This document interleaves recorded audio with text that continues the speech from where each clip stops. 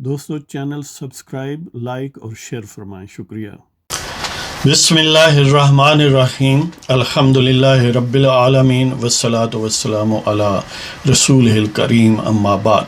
پاک ویوز محمد منشا، السلام علیکم، کیسے ہیں جناب؟ بات کرتے ہیں ساجد گوندل صاحب، جو واپسی ان کی ہوئی اور اب کیا نیکسٹ ہے۔ اطلاعات یہ ہیں کہ وہ واپس تو آ گئے ہیں، لیکن ابھی تک یعنی till the time I am recording this video انہوں نے کوئی اپنا بیان جو ہے وہ ریکارڈ نہیں کروایا۔ یعنی 161 CRPC کے تحت پولیس جو بھی انویسٹیگیٹ کر رہا ہے بندہ، پولیس افسر، اس کے سامنے انہیں بیان دینا ہے، انہوں نے ابھی نہیں دیا۔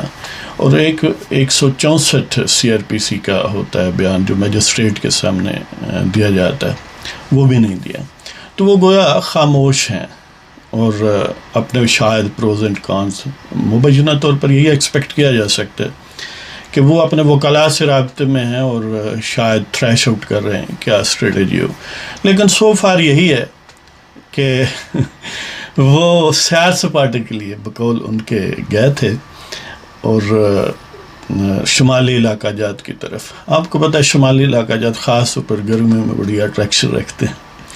اب یہ بھی عجیب فینامینہ ہے، جو پاکستان میں جادوگر ہیں یا جو بلیک میجیشن ہیں، بلیک میجک کے جو پرپیٹریٹرز ہیں آپ یہ کہہ لیں یا پریکٹیشنرز ہیں، وہ کئی صورتیں بدلتے رہتے ہیں۔ جس طرح وہ ایک ویسے یعنی افسانوی بات ہے کہ سانپ جو ہے وہ کہتے ہیں 100 سال کا ہو جائے تو وہ کئی شکلیں بدل لیتا ہے اپنی مرضی سے، یعنی انسان بھی بن جاتا ہے۔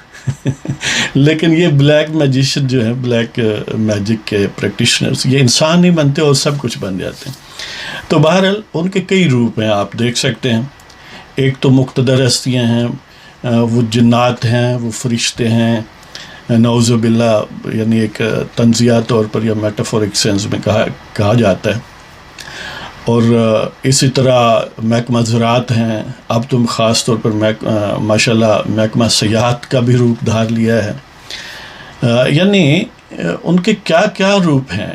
جس طرح وہ ہندو میتھولوجی میں کسی ان کے کوئی بھی دیوتا لے لیں، ان سے سینکڑوں ہزاروں جو ہیں وہ روپ ہو سکتے ہیں یا ان کے اوتار ہو سکتے ہیں۔ اس طرح یہ پاکستان میں جو دیوتا ہیں ان کے بھی کئی اوتار ہیں۔ وہ حضرت موسیٰ علیہ السلام کے سامنے جو جادوگر لائے گئے فرعون کی طرف سے، وہ ہر جادوگر جو ہے وہ ایک سیپریٹ اینٹی تھا۔ لیکن یہاں عجیب بات یہ ہے کہ یہ ایک ہی گروہ ہے۔ وہ تو ویریس فیلڈ سے اکٹھے کیے گئے تھے، ویریس بیک گراؤنڈ سے، اگر تھے وہ بھی جادوگر ہی سارے۔ تو یہ عجیب و غریب جادوگر ہیں کہ یہ ایک دوسرے سے باہم متصادم نہیں ہوتے۔ یعنی وہ جو حضرت موسیٰ علیہ السلام کے دور کے حوالے سے جادوگر فرعون لے کے آیا تھا، ان میں سے کئی مسلمان بھی ہو گئے تھے۔ یعنی حضرت موسیٰ اور حضرت ہارون علیہ السلام پر ایمان لے آئے تھے علیہم السلام۔ تو یہاں پر کہانی عجیب ہے۔ اب جو پکڑا جاتا ہے اس پر ظاہر ہے اس کے لواحقین آہو بقا کرتے ہیں، معاشرہ کرتا ہے، اور یہ کرنی چاہیے۔ عدالتوں کے دروازے کھٹکھٹائے جاتے ہیں۔ پہلے تو ماشاءاللہ عدالتیں ہی ان کا موڈ اور مزاج دیکھ کے بات کرتی ہیں، لیکن اگر کوئی تھوڑا بہت کوشش کرے بھی تو اسے یا تو شوکت عزیز صدیقی بنا دیا جاتا ہے یا پھر وہ قاضی فائزی صاحب بنتے ہیں۔ سہ کے چھوٹا موٹا کوئی رہ جاتا ہے تو عطر من اللہ رہ جاتا ہے۔ باقی تو ماشاءاللہ وہی وہ 5 پیارے وہ جوڈیشل ونگ کے اسی مینٹلٹی کے اور اسی سٹائل کے لوگ ہیں۔ لیکن عطر من اللہ کا وجود بھی غنیمت ہے موجودہ حالات میں۔ لیکن اس کے باوجود یعنی بڑی حد تک ہمیں ظاہر ہے اعتراضات ہیں عدالتوں پر، لیکن ہم خود بھی ذمہ دار ہیں۔ اب اگر کوئی شور نہ مچاتا تو یقین کریں یہ جو بلیک میجک کے پریکٹیشنرز ہیں، یہ کالے جادوگر جو ہیں، جس طرح حقیقی معنوں میں جو جادوگر ہوتے ہیں ان کا دل نہیں ہوتا، یعنی ان میں نرمی کے جذبات یا انسانی جو سینٹیمنٹ ہے وہ لیکنگ ہوتا ہے۔ اس طرح ان میں بھی ہے۔ لیکن فزیکل اسباب ایسے بن جاتے ہیں کہ اب وہ جس طرح یعنی سانپ بہت بڑا ہو لیکن اس سے بھی بڑا وہ شکار نگل لے، تو آپ نے بھی دیکھا ہوگا کہ اس کی یعنی وہ پھٹ جاتا ہے سانپ لیکن نگلنے سے باز نہیں آتا. لیکن یہ سیانے سانپ ہے جی، دانا ہے، یہ منہ سے آگے نہیں لے جاتے. اگر سمجھیں کہ یہ بد ذائقہ ہے شکار تو اس کو باہر پھینک دیتے ہیں. لیکن یہ سمجھا کے یا یہ اس پر اتنا زہر ضرور انڈیلتے ہیں کہ وہ باہر جا کر بڑا مسکین سا، بڑا پیسو سا ہو جاتا ہے، اور وہ کہتا ہے بس آپ لوگ کیا باتیں کرتے ہیں، مجھے تو پتہ بھی نہیں ہے، مجھے تو کسی نے اغوا ہی نہیں کیا. تو اسی طرح کی صورتحال ہے ساجد گوندل صاحب کے متعلق بھی، کہ وہ کہتے ہیں جی وہ تو سیر سپاٹے کو گئے تھے، ویسے ہی اچانک دوستوں کے ساتھ پروگرام بنا. اب عجیب بات یہ ہے کہ چند منٹ پر ان کا گھر ہے، گاڑی وہاں نہیں چھوڑ سکے، بلکہ وہاں سے گاڑی پر ہی گزر کے آئے، وہیں رہنے دیتے بجائے کہ ولڈرنیس میں یا کہیں دور رکھتے. اور پھر فون کو کہتے ہیں کہ وہ بھی کام نہیں کر رہا تھا، بڑا سیانا ہے فون بھی، یہ بھی بلیک میجیشین کے ساتھ ملا ہوا ہے. اور پھر عجیب دوست ہیں کہ ان کا بھی فون نہیں کام کر رہا تھا، یعنی سارا کمال ہی کیا ہے. تو اب کہنے کا مطلب یہ ہے کہ جس طرح جرأت رندانہ دکھائی ہے انعام الرحیم ایڈوکیٹ نے، جس طرح ایک بالکل بلا خوف انداز میں تشت ازبام کیا ہے مطیع اللہ جان نے تو پھر چلو یہی کہا ہے ملفوف انداز میں، لیکن انعام الرحیم کے کیس میں تو بڑا واضح ہے اور سامنے ہے. ایبڈکٹرز، اغوا کنندگان عدالت کو بھی پتہ ہے، سامنے آئے ہیں. عدالت نے حکم نامہ جاری کیا ہے لیکن انہوں نے لفٹ نہیں کرائی. الٹیمیٹلی اتنی لفٹ کرائی کہ چھوڑ دیا، لیکن جو فریم ورک عدالت نے دیا تھا اس کے حوالے سے نہیں. شاید وہ یہ امپریشن کریٹ کرنا چاہتے ہیں کہ اسی دہاڑی گل نہیں منی آپ نے تو اسے چھڈیا.